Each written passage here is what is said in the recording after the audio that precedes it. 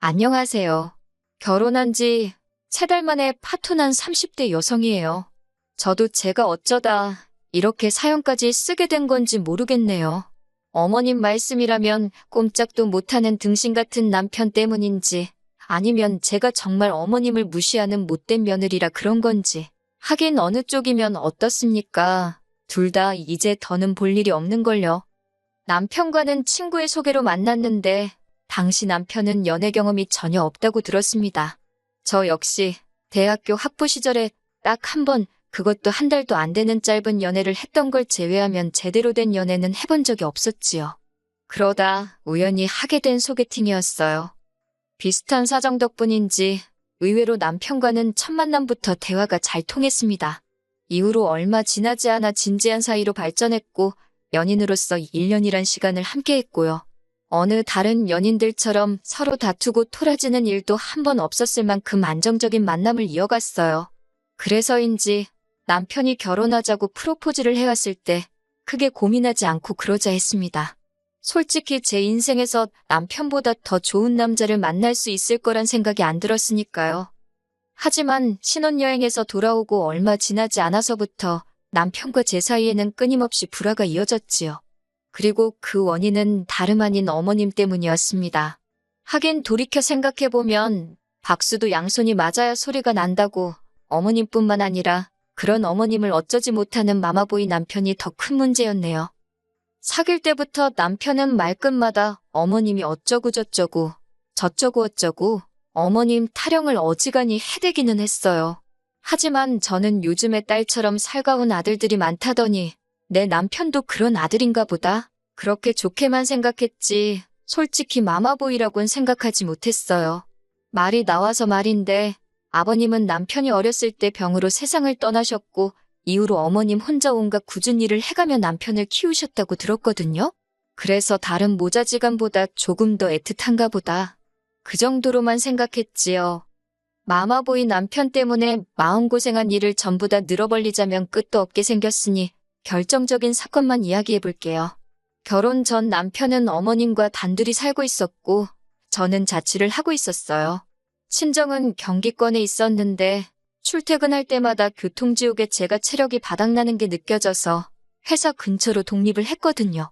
그러다 본격적으로 결혼 이야기가 오가면서 어머님이 먼저 집을 해주겠다는 의사를 전해오셨습니다. 저도 저희 친정 부모님도 그쪽으론 크게 기대한 바가 없었기 때문에 그런 어머님의 말씀에 놀라기도 했고 동시에 매우 감사했어요. 하지만 막상 식을 올리고 나자 어머님께서는 말을 바꾸셨습니다. 주시는 게 남편 명의로 집을 해주시는 게 아니라 당신이 가진 빌라를 저희에게 전세로 주시겠다는 거예요. 하시는 말씀이 원래는 다른 사람들한테 보증금 3천에 월세 60만 원에 내놓는 집인데 저희한테는 전세로 주시겠답니다. 보증금 1억만 당신한테 맡겨놓고 공짜로 살라나요? 지어진 지 20년은 좋게 되어 보이던 그 빌라는 어디서 그렇게 바람이 들어오는지 우풍도 너무 심했고 욕실은 원래 색을 알 수 없을 만큼 곰팡이로 뒤덮여 있었어요. 이런 집을 저희더러 1억을 내놓고 살라니 아무리 어머님이라도 이건 뭐 도둑놈 신보가 따로 없다 싶더라고요. 정말이지 100번 양보해서 들어와서 산다고 해도 손대야 할 곳이 한두 군데가 아니었습니다. 황당함을 감추지 못하는 저를 앞에 두고 어머님께서 하신다는 소리는 더 가관이었어요. 도배만 새로 하면 새 집이나 다름없을 거라며 고치는데 드는 돈은 저더러 친정에 말씀드려서 하라나요? 듣고 있는데 사람이 어떻게 저렇게 뻔뻔할 수가 있나 싶대요. 그날 밤 오피스텔에 돌아오자마자 제가 남편더러 이게 다 무슨 상황이냐고 따졌습니다. 그러자 남편이란 작자가 한다는 말이 매달 오피스텔에서 월세 내며 사는 것보다는 전세가 낫지 않냐입니다. 요새 전세 사기가 얼마나 많은 줄 아냐면서 그래도 우리는 집주인이 어머님이니까 돈 떼일 걱정은 안 해도 되지 않냐면서요. 그리고 이튿날 전날 집을 보러 갔다는 걸 알고 계셨던 친정부모님께서 연락을 해오셨어요. 집에는 가봤냐? 몇 평이나 되냐? 언제부터 들어가서 살기로 했냐? 혼수는 어떻게 해주면 되겠냐? 친정부모님도 친정부모님대로 들떠서 물어보시는 게 전화기 너머로 생생히 느껴졌고 그럴수록 뭐라고 어떻게 상황을 설명해야 할지 감이 안 잡히더라고요. 아무리 머리를 쥐어짜내도 어떻게 좋게 말할 방법을 찾을 수가 없어서 결국 별 수 없이 솔직히 털어놓았습니다. 집도 너무 별로고 게다가 주는 게 아니라 전세다. 보증금도 1억이나 된다. 손 뗄 곳이 한두 곳이 아닌데 나더러 하란다. 듣고 계시던 친정아버지께서 이게 무슨 개뼈다귀 같은 소리냐고 크게 화를 내셨어요. 평소에는 말수도 많이 없으시고 점잖으신 아버지라 제가 다 놀랬네요. 친정어머니께서도 너무 속상해하셨지요. 집 준다는 말에 혹해서 허락한 결혼은 아니었지만 그래도 그쪽에서 먼저 꺼낸 말인데 그렇게 손바닥 뒤집듯이 말을 바꾸는 법이 어딨냐며 이게 사기 결혼이 아니면 뭐냐고요. 하지만 이내 두 분은 침착함을 되찾으셨고 친정어머니께서 차라리 잘된 건지도 모른다 하셨습니다. 이렇게 된 거 그 집구석에서 아무것도 받지 말라시대요.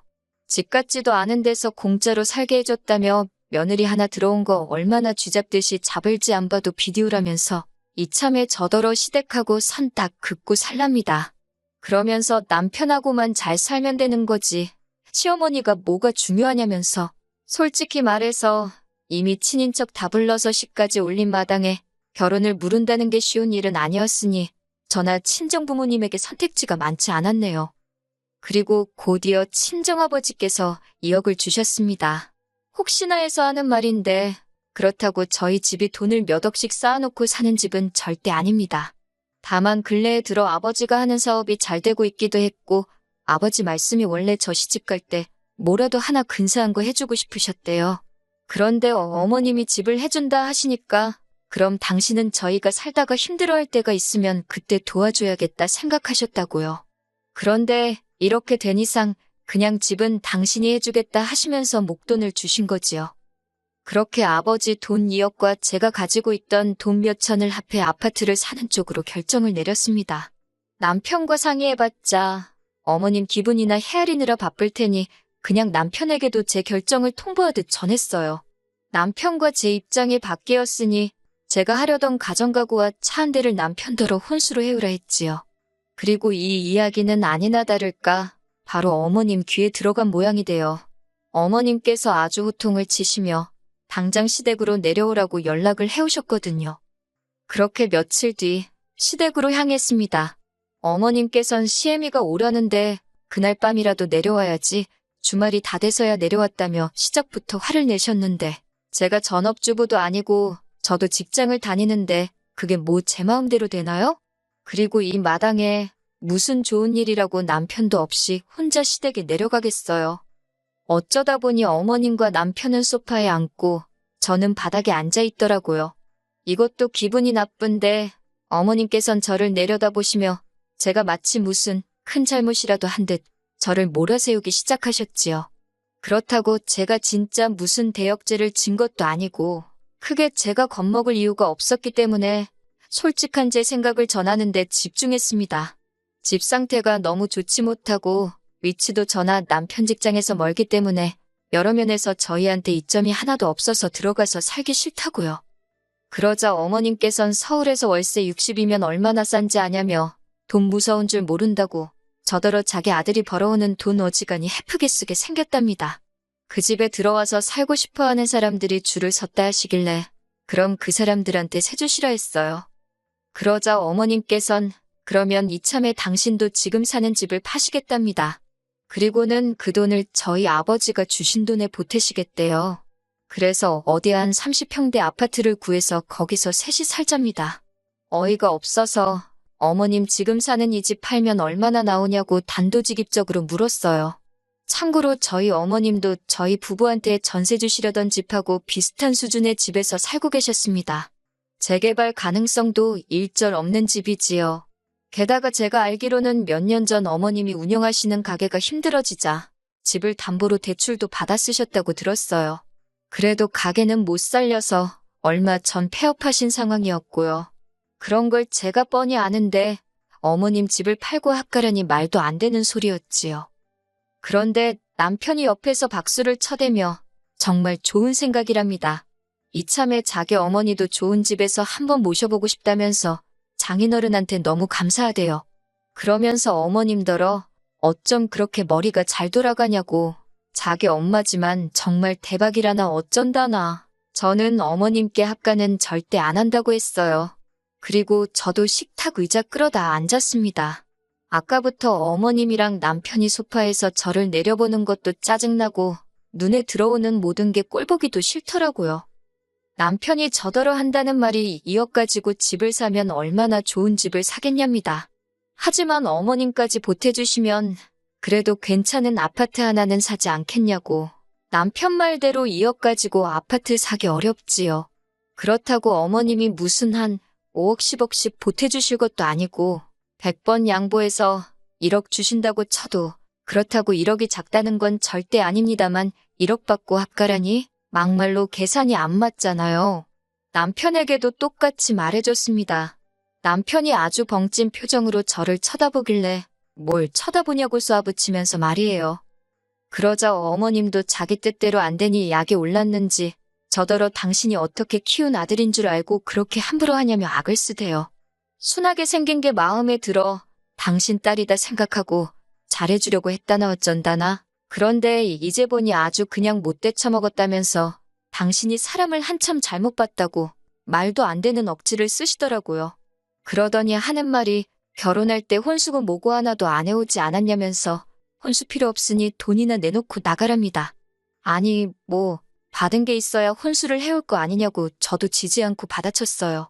그 잘난 집도 주는 것도 아니고 전세로 살게 해준다는 거였으면서 어쩜 그렇게 음흉하시냐고. 저야말로 사기 결혼 당했다고 고소라도 하고 싶은 심정이니까 억지도 적당히 하시라 했네요. 나이 먹은 게 벼슬도 아니고 막말로 혼인신고도 안 한 마당에 남남길인데 제가 어머님 앞에서 언제까지 절절 맬 줄 아냐고 저도 할 말 못할 말 가릴 거 없이 마구잡이로 퍼부었어요. 그러자 남편이 자기 어머니 쓰러뜨리려고 작정했냐며 저더러 어떻게 감히 시어머니 되시는 분한테 말을 그렇게 막 하냐고 악을 쓰더라니까요. 어머님은 어머님대로 알고 소리만 연신하시며 마른 걸레 쥐어짜내든 눈물 쥐어짜내시는데 진짜 쇼도 그런 생쇼가 없었지요. 남편더러 그만하라고 오피스텔에서 짐 꺼내놓을 테니까 짐 찾아가라 했습니다. 너랑 살면서 더한 꼴 보느니 당분간 좀 쪽팔려도 여기서 갈라서는 게 낫겠다고요. 그런데 한 달쯤 지났을까요?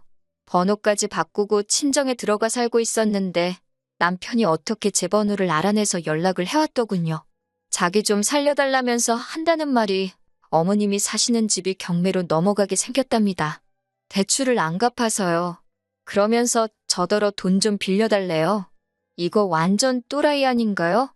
제가 당신이랑 나랑 무슨 사이라고 돈을 빌려달래냐고 2번 다시 연락하지 말라고 했습니다. 그제서야 늦게나마 퍼즐이 맞춰지더군요. 처음부터 집을 미끼로 제 돈을 노린 거였어요. 설마 시까지 올렸는데 제가 그 집에서 안 살고 배기겠나 그렇게 생각하셨던 모양이에요. 3개월 만에 친정으로 돌아왔으니 솔직히 주변에서들 얼마나 수군거릴지 친정 부모님께도 죄송하고 여러 가지로 속상하고 우울합니다. 그래도 더 늦지 않아서 다행이다 싶기도 해요. 또 좋은 날이 오겠지요.